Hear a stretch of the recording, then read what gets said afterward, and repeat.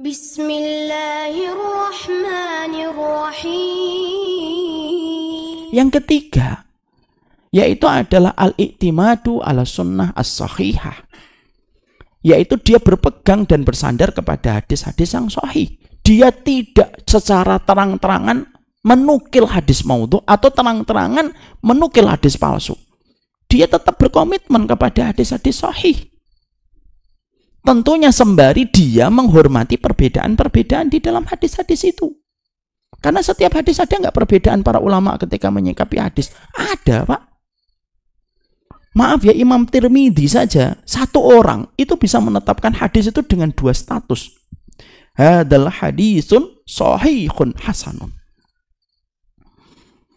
Loh, kok bisa? Sahih itu kan lebih tinggi daripada hasan. Jadi kalau derajat hadis itu, Pak, ada sahih lidzatihi, ada sahih li ghairihi, ada hasan lidzatihi, ada hasan li ghairihi.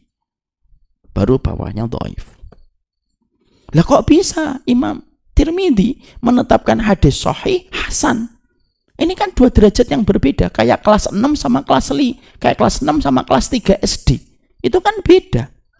Kok bisa Imam Tirmidzi mengatakan ini hadis kategori 6 dan 3? Loh kan kita kan bingung. Imam Tirmidzi berkata, "Hadza hadisun sahihun hasanun." Sahih menurut ulama sana, hasan menurut ulama yang di sana. Itu satu orang bisa terkadang berbeda, Pak. Sama pula dalam penetapan derajat hadis. Makanya jangan pernah kita ketika belajar menetapkan standar ini tapi juga tidak menetapkan tentang dinamika ilmu hadis itu dan bagaimana perbedaan para ulama terhadap masalah hadis. Kalau kita menutup mata terhadap perbedaan para ulama tentang derajat hadis, kasar hati kita. Demi Allah, kasar, Pak, pasti. Pasti kita kasar hati kita. Karena hadis itu terkadang bisa beda-beda. Kenapa ada sholat tasbih mengatakan iya, ada yang mengatakan tidak sholat tasbih? Sebenarnya simpel. Karena hadisnya, derajatnya sebagian ulama mengatakan hasan, sebagian ulama mengatakan tidak hasan. Contoh, siapa yang mengatakan sholat tasbih itu berdasarkan pada dalil yang sah, dalil yang hasan? Imam Nawawi rahimahullahu ta'ala. Kalau kita paham masalah hadis secara utuh, pandangan kita itu tidak pandangan kasar, dan pandangan kita bukan ke pandangan hitam putih, Pak. Karena masalah hadis itu beragam gitu.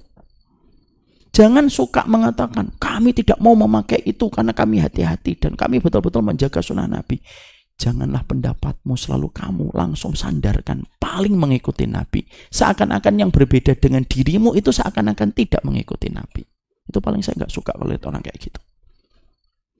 Ada fenomena di Jakarta itu, Pak, kalau disebutkan nama Ustadz ini seakan-akan itu pasti ngikutin Nabi. Kalau bukan dari Ustadz ini, pasti bermasalah tidak ngikutin Nabi. Susah kalau sudah diklaim. Kayak buzzer. Buzzer itu apa klaimnya? Mengaku paling NKRI. Susah nggak kita ngomong sama mereka? Susah.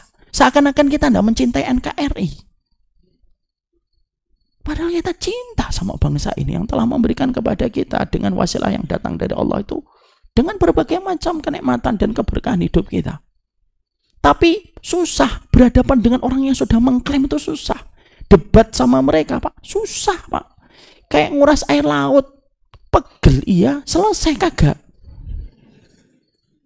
Makanya akhirnya kalau kita bersandar kepada hadis sahih itu kadang-kadang kita akan menjumpai perbedaan-perbedaan para ulama. Lah kamu lihat ada ustadz misalkan menyampaikan hadis dhaif, kamu tidak boleh buru-buru mengatakan ini hadis dhaif ustadz ini nggak jelas, syubhat, bid'ah. Nggak bisa gitu. Bisa jadi ustadz itu mengambil referensi-referensi yang mengatakan hadis itu hasan. Dan cara kita memberikan kelonggaran. Begitu. Makanya kita jumpai ya, bagaimana Imam Syafi'i menetapkan masalah kunut subuh itu mustahab. Imam Malik menetapkan tidak. Tapi indahnya Imam Syafi'i sampai sholat di samping kuburannya Imam Malik tidak mau kunut, menghormati pendapatnya Imam Malik. Hilang nggak kehidupan kayak gini, Pak? Hilang, Pak. Mending menghormati yang sudah mati. Oh, masih hidup aja nggak mau tegur siapa kok. Ya, masih hidup tuh nggak mau tegur siapa, Pak. Padahal ketika tadi sholat nyari bahu, Tapi di luar sholat, udah nggak ada harganya orang yang sudah berbeda dengannya. Banyak atau tidak banyak? Nggak usah dijawab. Mari sama-sama kita merasakan. Makanya akhirnya tetap ada. Makanya kalau selama siapapun Ustadz, dia tidak pernah secara terang-terangan mengatakan, saya adalah orang yang tetap memakai hadis walaupun itu palsu. Itu udah Pak, tinggalkan.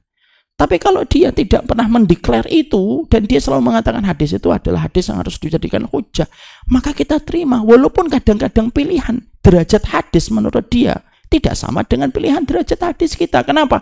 Banyak ragam Pak yang bisa menjadikan para ulama itu melihat satu hadis itu dari sudut pandang yang berbeda-beda. Kenapa? Keilmuan mereka luas, keilmuan kita yang pendek, yang sempit. Saya ambilkan contoh yang paling sering saya ambilkan contoh Pak. Ya. Kenapa Imam Abu Hanifah beliau menetapkan bahwasanya wanita boleh nikah tanpa wali? Boleh nggak nikah tanpa wali, Pak? Ini pertanyaan. Boleh nggak nikah tanpa wali, Pak? Siapa yang mengatakan boleh? Angkat tangan. Siapa yang mengatakan tidak boleh? Lah terus gimana saya tahunya? Wah, ini berarti masih jauh perjalanan kita ini. Boleh nggak nikah tanpa wali? Boleh tidak, akhi? Boleh nikah tanpa wali? Masya Allah. Beliau mengatakan boleh. Maka Rasulullah bersabda, ayyuma imra'atin nakahat bin ghairi idni waliha fanikahuha batilun. Perempuan mana saja yang nikah tanpa wali, maka batal pernikahannya. Boleh tidak? Boleh. Sekarang boleh? Gak boleh, Masya Allah ya. Cepat sekali antum berubah pikiran. Tidak boleh. Imam Abu Hanifah berkata, boleh nikah tanpa wali. Kenapa Ustaz? Perhatikan dalilnya. Lil mar'ati tasluhu an tatasarraf fi maliha wa kadzalika tasluhu an tatasarraf fi irdiha. Tahu artinya? Insya Allah tidak. Perhatikan, inilah luar biasanya Imam Abu Hanifah. Wanita boleh mengelola hartanya. Boleh atau tidak mengelola hartanya? Boleh. Ada wanita janda, dia punya rumah, harganya 5 miliar, dijual. Dia langsung yang menjual tanpa wali bapaknya. Kira-kira jual belinya halal atau tidak halal? Halal atau tidak? Kenapa yang menjawab ibu-ibu, Pak? Karena semangat mungkin menjual, Pak Ade. Halal, bolehlah. Sebagaimana seorang wanita boleh mengelola hartanya, maka dia boleh mengelola kehormatan dirinya tanpa wali. Wong 5 miliar dijual aja boleh kok. Kehormatan dia ketika dia mempersilahkan laki-laki untuk dihalalkan kehormatannya dalam bentuk pernikahan, boleh. Cuma yang kita pilih Imam Abu Hanifah atau Rasulullah? Loh kok jawabnya mandek? Yang kita pilih Rasulullah atau Imam Abu Hanifah? Rasulullah. Boleh nggak kita mengatakan Imam Abu Hanifah musuhnya sunnah? Tidak bisa. Lu kan itu memusuhi hadis Nabi, Ustaz. Enggak gitu, Ferguson. Nah gitu. Nah itu jelas ada hadis Nabi kok malah dia mengatakan boleh. Itu kan berarti menyelisihi sumber primer pengambilan hukum. Gini loh Mas, Imam Abu Hanifah itu tinggal di Kufah. Kufah itu secara Allah kondisinya mereka banyak sekali pemalsu hadis. Makanya akhirnya sumber pengambilan dalil oleh Imam Abu Hanifah itu adalah terkadang beliau memakai kias. Kenapa? Kata beliau, lebih baik saya pakai kias daripada saya resiko menggunakan hadis palsu. Dan itulah yang menjadikan beliau berbeda dengan Imam Malik. Imam Malik itu tinggal di Mekah, surplus dengan riwayat. Sehingga akhirnya Imam Abu Hanifah, kenapa dia bisa mengeluarkan statement fatwa boleh menikah tanpa wali? Karena kehati-hatian beliau terhadap hadis palsu.